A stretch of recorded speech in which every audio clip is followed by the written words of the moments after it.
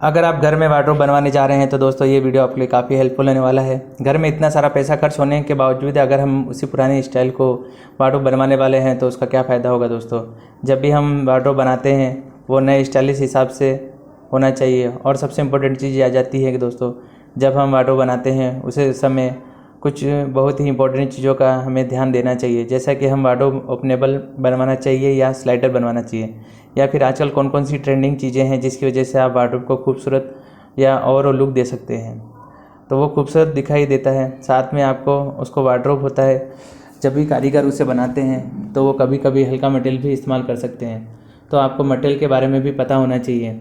अगर आप किसी को काम देने वाले हो या फिर अपने आप से ही वार्डरोब प्लान कर रहे हैं तो ऐसे में आपको ये पता होना चाहिए कि उस वार्डरोब को बनाने के लिए आपको कितना खर्च आ सकता है, क्योंकि कहीं ऐसा ना हो जाए आपको अपने वार्डरोब का काम किसी और को दे दो, वो आपसे ज़्यादा पैसे चार्ज कर ले।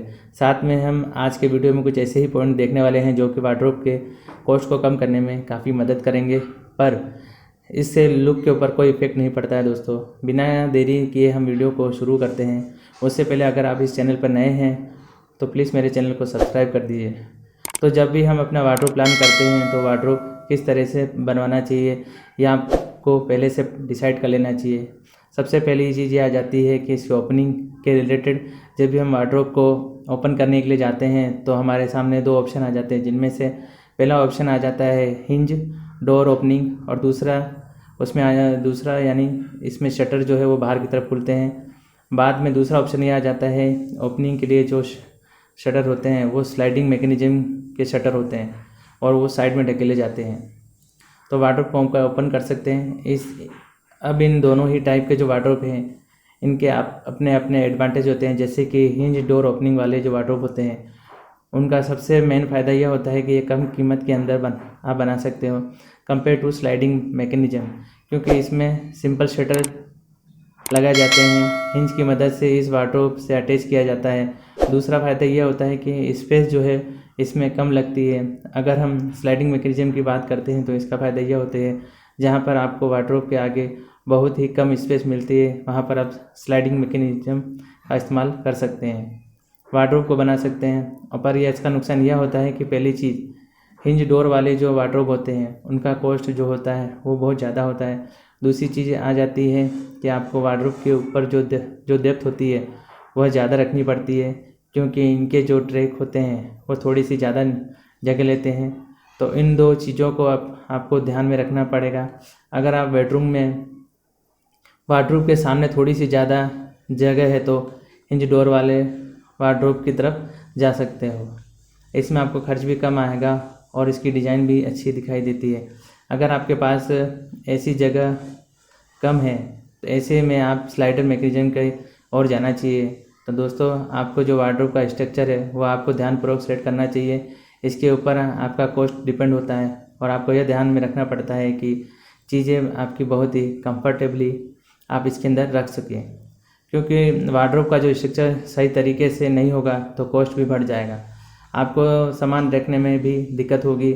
और सबसे पहली चीज़ ये आ जाती है कि आपको वार्डरोब में 3 सेक्शन होते हैं। पहला सेक्शन होता है जो है कि वो है हिंज वाला हैंगर वाला जो सेक्शन होता है वो अपने कपड़ों को टांग के रख सकते हैं। उसके बाद जो सेक्शन आ जाता है वो आता है सेल्फ वाला सेक्शन, जहाँ पर आप चीज़ों को आराम से रख सकते हैं। तीसरा सेक्शन आ जाता है जो आपका ड्रॉवर वाला सेक्शन। अगर आप अपने वार्डरोब के अंदर बहुत ही ज़्यादा ड्रॉवर बना दोगे तो आपको इसके लिए काफ़ी ज़्यादा हार्डवेयर लगेगा और आपको चार्ज भी ज़्यादा देना पड़ेगा। इसकी वजह से ओवरऑल आपको वार्डरोब बनाने का जो खर्च है वो काफ़ी ज़्यादा बढ़ जाएगा। तो दोस्तों इसकी बजाय आप क्या कर सकते हो, ज़्यादातर जगह जो है वो सेल्फ के लिए इस्तेमाल कर सकते हो। कुछ जगह जो है आपको हैंगर स्पेस के लिए छोड़ देनी चाहिए, जिससे कि ओवरऑल आपका वार्डरोब भी अच्छा दिखाई देगा। आपको सामान रखने में भी कोई दिक्कत नहीं होगी, स्पेस भी अच्छे तरीके से यूटिलाइज हो जाएगी, जिससे इम्पोर्टेंट चीज़ जो आपको खर्च कम आएगा। जैसा कि आप इस लेआउट में देख सकते हैं, यहाँ पर बहुत ही कम प्रमाण में जो है वो ड्रॉवर का इस्तेमाल किया गया है, बाकी सेल्फ का जो इन वार्डरोब के अंदर इस्तेमाल किया गया है। अब दोस्तों अगली चीज़ ये आ जाती है कि जब भी वार्डरोब प्लान करते हो तो आपको पूरी हाइट तक जो वार्डरोब को लेना चाहिए।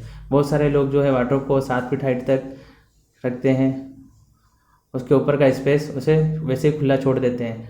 इससे स्पेस के ऊपर अननेसेसरी चीज़ें आगे चलकर आ जाती है, जैसे धूल मिट्टी, और बार बार क्लीनिंग करना पड़ता है।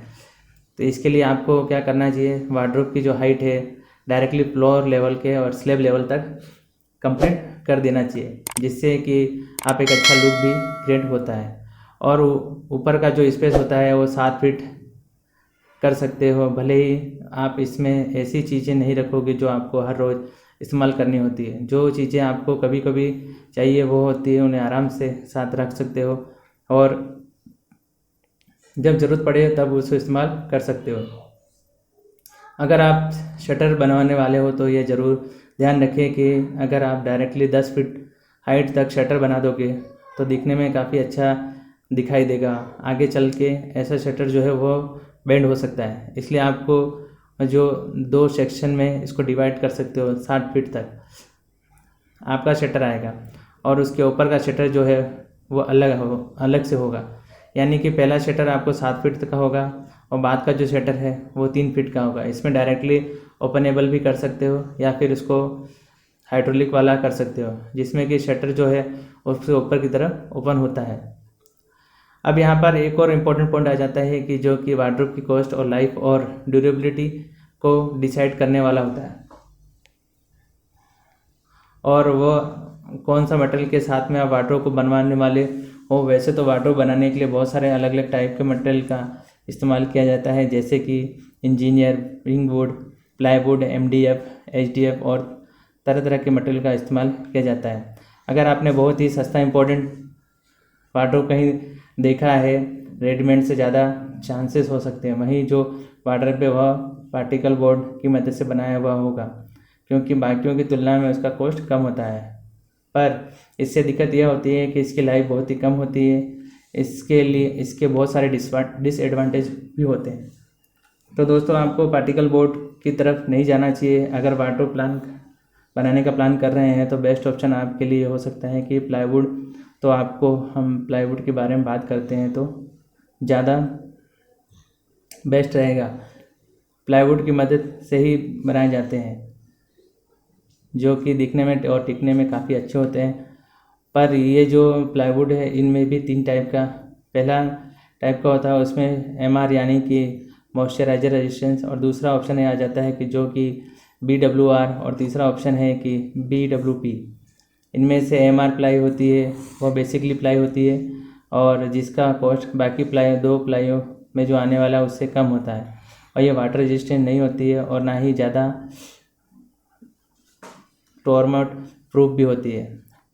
अगर आप उसका बजट बहुत ही कम है तो आप इस ऑप्शन की तरफ जा सकते हो और ये आपको अच्छी कंपनी की तरफ जाना चाहिए। वहीं पर अगर हम BWP प्लाई के बारे में बात करते हैं, यानी कि 110 ग्रेड वाले प्लाई की बात करते हैं, तो वहाँ पर ज़्यादा पानी वाला एरिया है, फिर किचन जैसे वगैरह पर PWD प्लाई की तरफ जाना चाहिए। हालांकि इसका वजह से आपका वार्डरोब का कॉस्ट भी बढ़ सकता है, पर यामा प्लाई के कंपैरिजन में काफ़ी ज़्यादा ड्यूरेबल होते हैं। अब इसके बाद बात करते हैं आपके वार्डरोब के लुक के बारे में।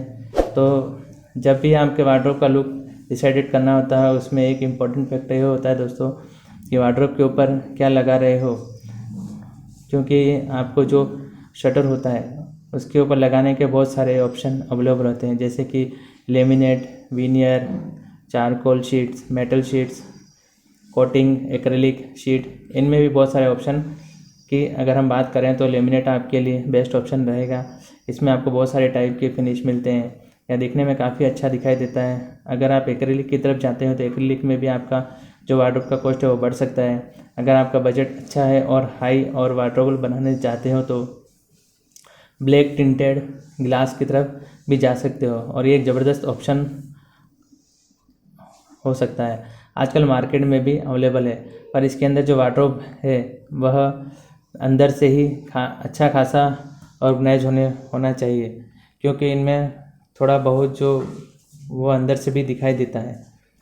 इसका जो लुक काफ़ी ज़बरदस्त होता है।